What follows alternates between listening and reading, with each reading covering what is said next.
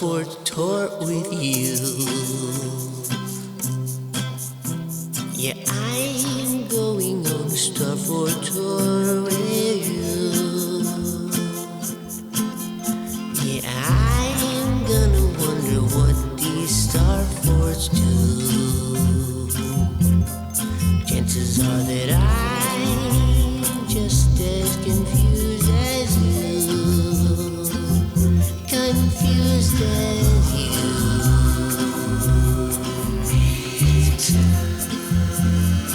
I'm as confused as you.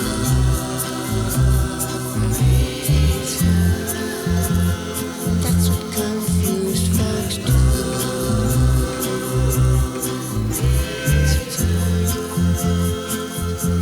Confused as you.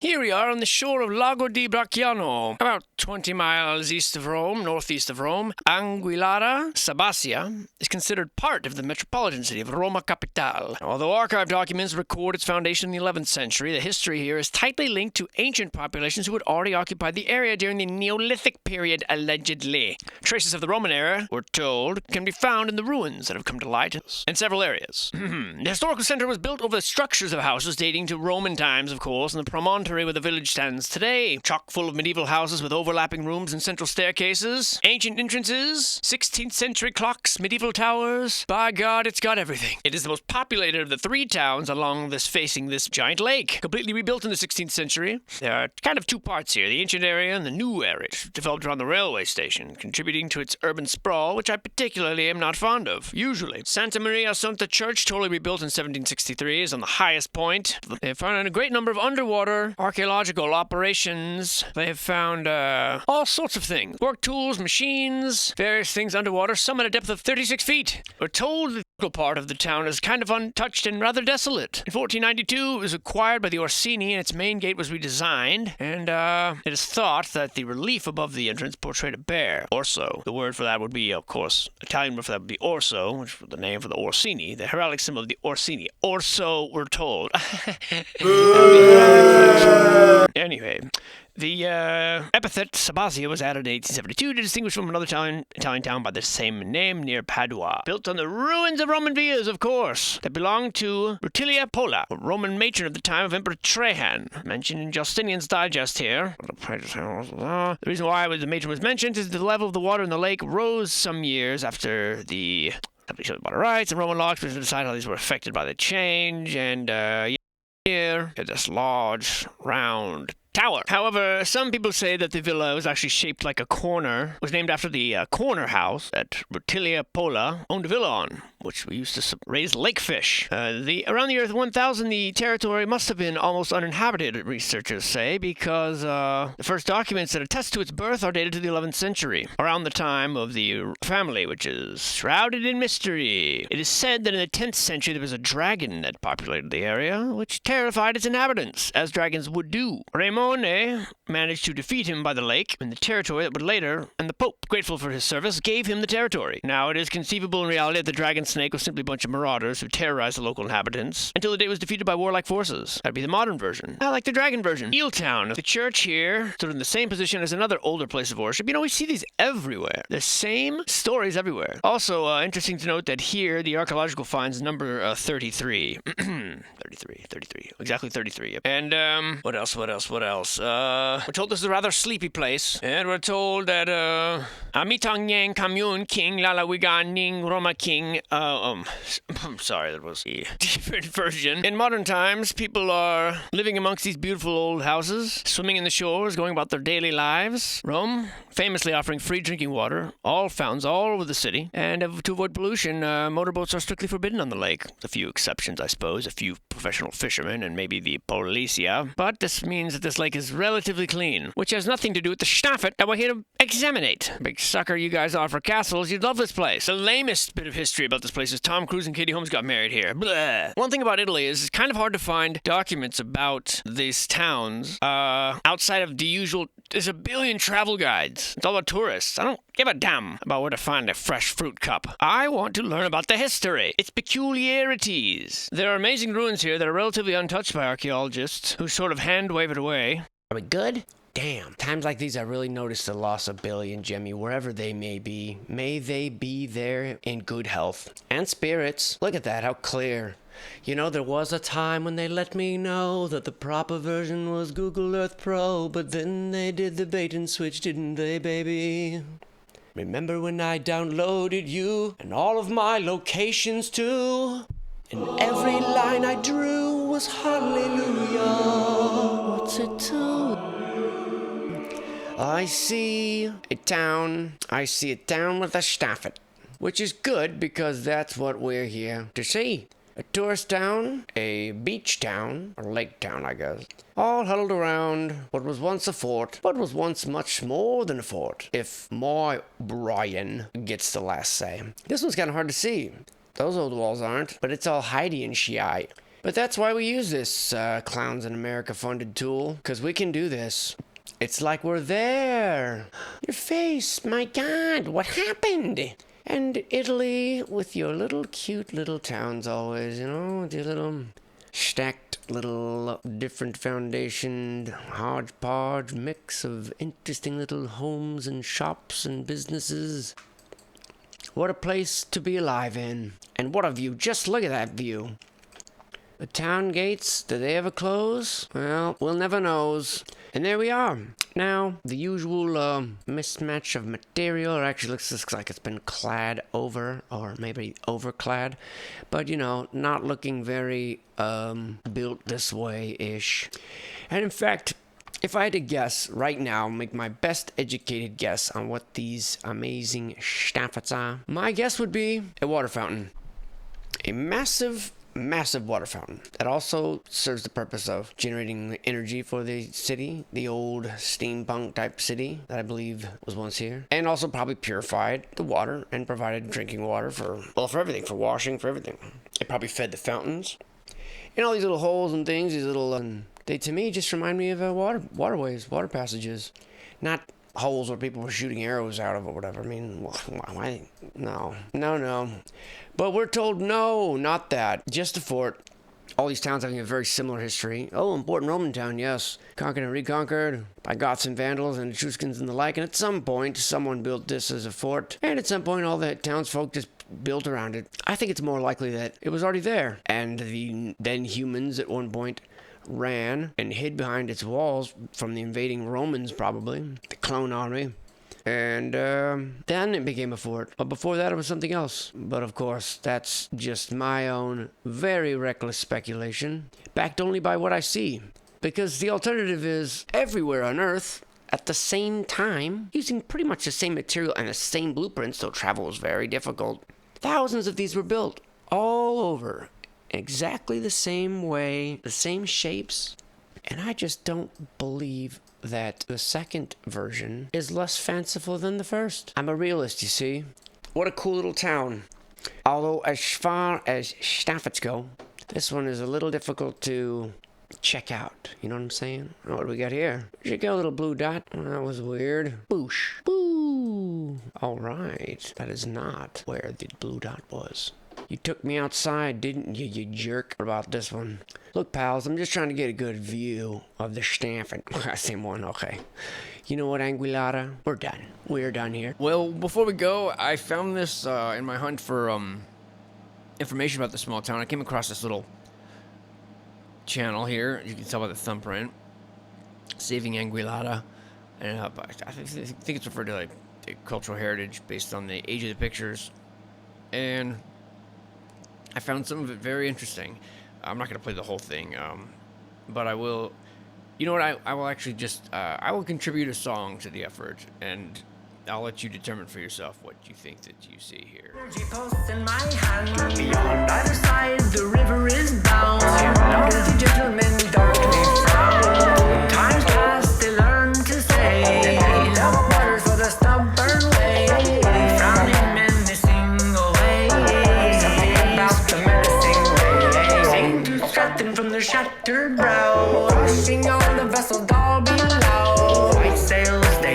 it half-mast. Overall, a deep reflection cast.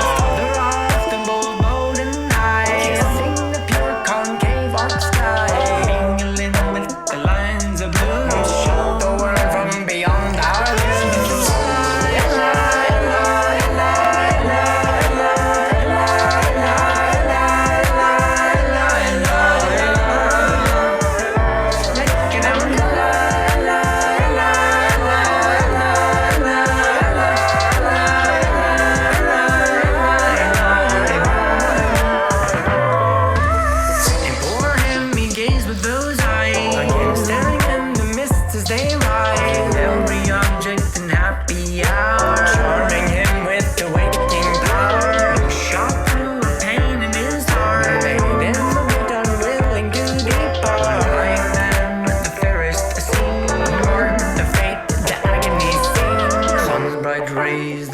Smile, hooked into the hours of elful while. No stream that shuns the day, yet by soft murmur does betray. Birds of the wood sweet and wild, and daisies women beguile. The farms of leaves in his home the mine, gasping with found solitude is his. Tender violence down to stay, tiptoe not anyway. Combined but given the fatal dawn, a deadlier venom was small to small. Dear each friend, each heartbeat before, just as we leave them never no more. To which this makes the bitterness of his death is just forever.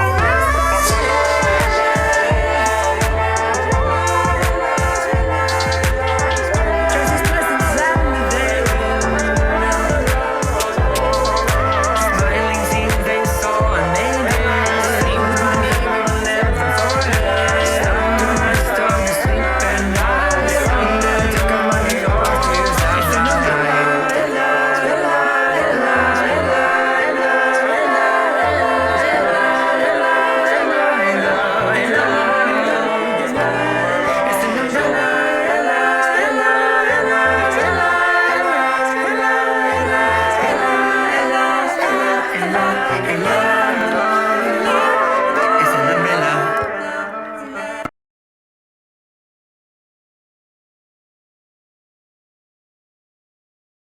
Cortona, little place here, located in the hills of Tuscany, yes, not too far from Florence, and about 62 miles to be precise, about 100 miles from Rome. A place the ancient Greeks called Cortona, the metropolis of the Tyrrhenians. Of course, it's ancient. Greeks called it that. It was already metropolis. Ancient times, well. I should tell you that its origins are old. So old, in fact, that they're long debated, often referring to mythical heroes and peoples. It is certain that, well, nothing's certain, but allegedly, the ancient city of Cortona was founded by the Umbrians and later conquered by the Etruscans. And even at this time, Cortona was mentioned by ancient historians as one of the most important cities in the area. After the time of the Etruscans, it became a Roman colony and later occupied by the Goths. During much strife, sacked about 800 years later, putting this around 1258. Established as the center, becoming more established by Pope John the 22nd in 1325, and as the Middle Ages waned, so did the tradition of democracy. We are told that the Casali family saw the ascension of themselves as dominant rulers and merchants, later conquered by the King of Naples, who later ceded it to Florence, under whose rule it remained until the sieges of both Clement VII and Charles V, and then became linked with the Grand Duchy of Tuscany in the 15th century, and slowly became influenced by the institutions, culture, art, and customs of Florence and the House of Medici, one of the ancient ruling classes of all time. For the Renaissance and illustrious men and women were both born and made their home in Cortona. And it is surrounded by this massive ancient city wall that, for the most part, is made up of walls constructed during the time of the alleged Etruscans, whether or not they existed. Just look at it. Large parts of the early Etruscan city walls are visible outside and inside the gate of Montanina, and the walls below the cathedral, the area near the gate of Ghibelline, pronunciation for my butchery of these words that I'm unfamiliar with, this city wall, worn by centuries of wind and weather, opens up to the remains of many Etruscan and Roman buildings who can still be seen. The architecture, we are told, is a mixture of periods and styles, revealing layers of history. Gothic churches, ancient city streets, private dwellings alternating with imposing public buildings, and the usual hodgepodge we would expect to find. And I'm going to go on a limb here and say some of the most beautiful places in the world. Well, let me refine that statement. Many places in the world are beautiful, but France and Italy, this region here, France, Italy, and Spain, this shared region, has the most numerous amount of beautiful places in the world. There, I said it. I stand by that statement. More beautiful villages and communes than I could ever imagine are in this region. It really, truly is stunning. To descend into the glory of Cortona. And we know what we're gonna see. A beautiful view. A quaint town. A mixture of materials. Combination agriculture town and probably tourist town. And in the middle of it all, one Starfort, which is probably like right around here, probably. Get down in there and really trying to see what the walls are all about, you know? They look like the walls of every other friggin' Starfort. You know, like a flagstone sort of mix. I don't know, man. There's just too many of them that look alike for me to just sit by and pretend they're all forts. Whoa! Excuse you. Unless if my fort, you mean fountain, then we can agree. What'd you say? What the heck was that? Thought I saw something. Turns out I did, but I don't know what I did see. I did saw something, but it wasn't that. Oh, really? A real shocker, you know? This stuff. A real shocker. We've never seen this before anywhere. What on earth shall we do? And Cortona's no different. Tell our friends. And here's what we see here. Oh, do you think they'll listen? Nar? Beautiful. It really is a beautiful thing. Yeah, looks like that's how you'd make that if you were just, you know, gonna make it, illegal now for Phoenix or Phoenician, right? For the Venetian or the Phoenician, whichever. What a little cool little place with strange gentlemen being honored on the wall. Well, gentlemen, I'll leave you to it. And you just wonder what the locals think, you know? You just wonder if they even give a rat's patootie. Or maybe they're like, duh, we already know. You know, you guys just never asked us. We know. But probably not. Oh, the old oval, eh? The old same oval with the same dimensions as everywhere else. And you know what that means? Or maybe you don't. What it means is there are going to be two familiar man-made things nearby.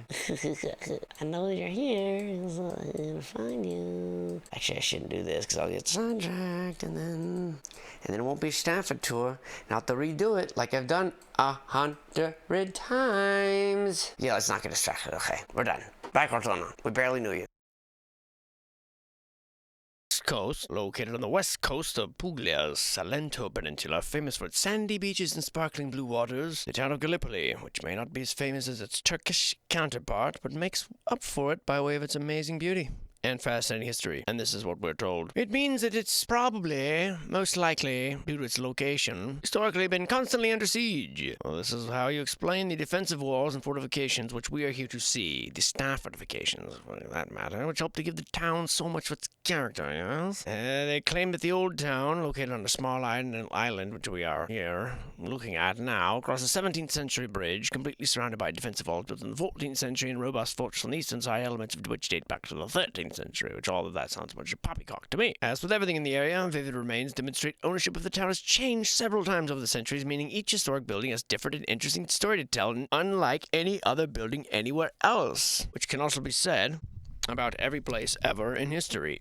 According to legend, the town was first founded by Idiomio of ancient Crete before becoming part of Magna Graecia, which is the region of southern Italy densely populated by Greek settlers. An important town of the region until it was conquered by the Romans. Then the Vandals and the Goths, the usual who's who, ran a train on the old town. The Byzantines arrived and helped build up the town largely how it appears today, allegedly, and after this, of course, there's the Normans and the Angevins and the Bourbons, before finally formally becoming a part of Italy in 1861, remaining stable ever since. You know, interesting how much conflict there was allegedly before the 1800s, and then randomly it's like everything since then. Since then, everyone stopped building old things, only built these new, crappier things, and yet never used the old fortifications ever again. Those we can't explain by way of the new things we build now, which are much crappier than the old ones. I don't know. Stunning architecture, beautifully constructed Baroque churches, and clearly this is a testament to the town's past as a wealthy and important trading port. That's what they say. What I say is, here we have another Stafford repurposed and given some sort of backstory about same thing we run into everywhere. An important Roman location, important to trading in ports, conquered and reconquered. All sorts of Etruscans and Byzantines and Normans got their hand in there, and everybody pitched in, and each ensuing conqueror helped to lift a single brick, and gradually these massive fortresses were built. And no telling really by whom. It's just a sort of vague idea of when and where and who did it. How do we know any of these people even existed? How do we know? I say we don't know, okay? That's what I say. And we're told in 1848 it was also occupied by the Venetians, and then the the Spaniards in the 16th century. And also was included in the Kingdom of Naples, and it was renowned for the trade of lamp oil. Well, how about that? About 20,000 people live here, and in July there is a festival of Santa Cristina with a fair and a boat competition. The boats do things like lift up kegs of butter and carry them up and down a hill and throw sheep over the fence, whatever. So, the history of Let's see what we can Gallipoli see. has been relayed to you by past version of myself. I'm aware. He told me that he told you everything there is to know, which is not much. Whatever's going on here, what, a private golf course, whatever. Keep your secrets. This here is Gallipoli and the Starfort, yes, which we are told is a fort for defense, for defense. Well, I'm not a military man, so maybe I'm not understanding something. But let's back up here.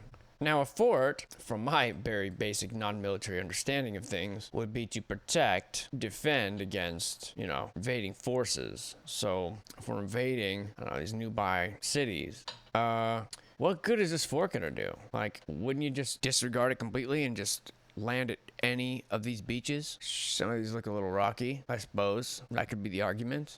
But not all of them. So why wouldn't you just land here instead? Stroll right in there, and so that seems stupid. Unless they took everything of value and put it in the fort, what's the point of it being here? It is a great spot for like a desalinization plant though.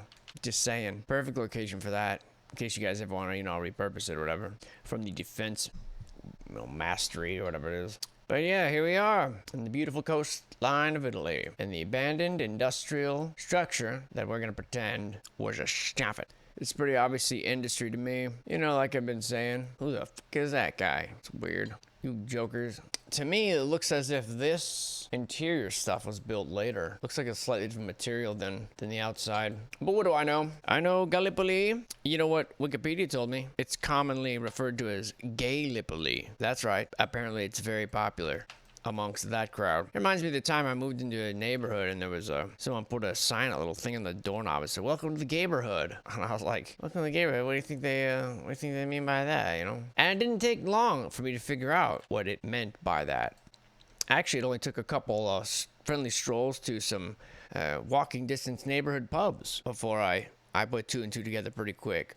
I'm not sure if it was the rainbow crosswalks that gave it away. Somewhere between that and the bar I ended up at offering discounts for pantsless patrons, and the number of friendly neighbors that made me aware of this potential savings opportunity as they, with hungry eyes, somewhere between those two things, I figured it out. Now, how nice are those neighbors, though, really?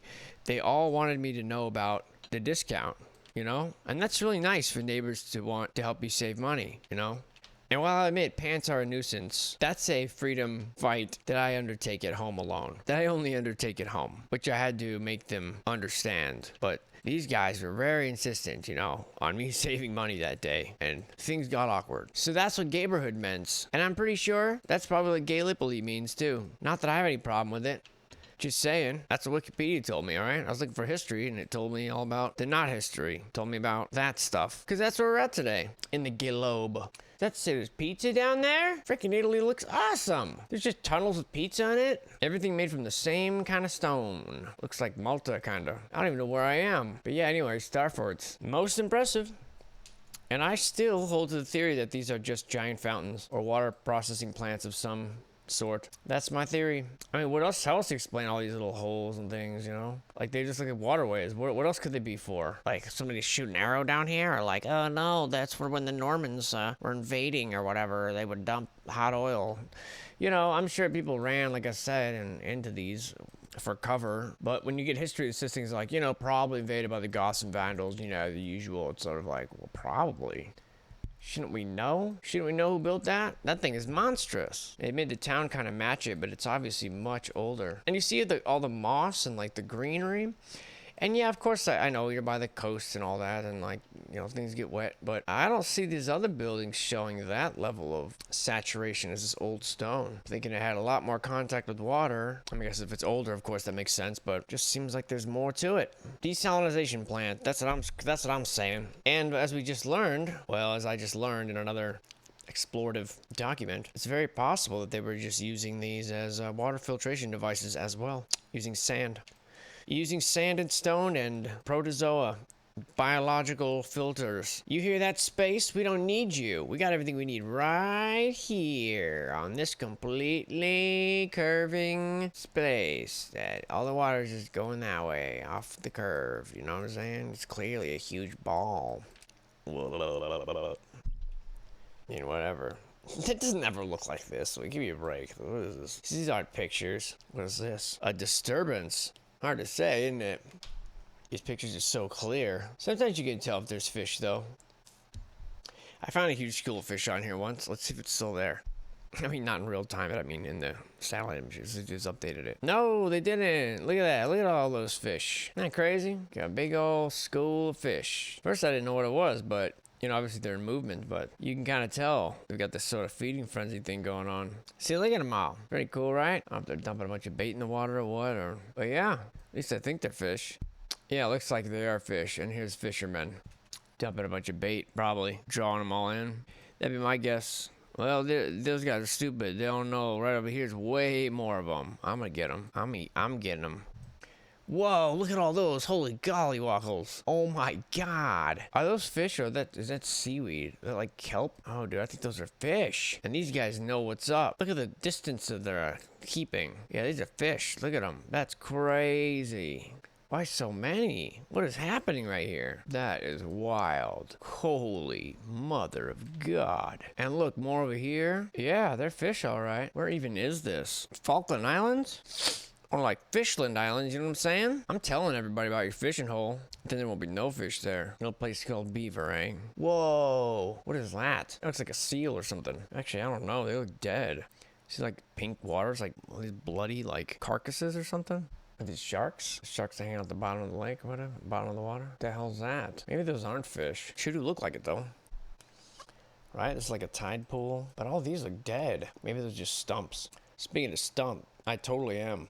And that, folks, is how you ruin a good Meow. What you doing over there, dude? Yeah, up, out about, up, and around, so that's you. Fishing out, poo. Man's poo. Just about, that's all about, I knew that it done by man, maar zou alleen maar te meer. Hij zegt about to be spel met binnen met punten. Zoals dit van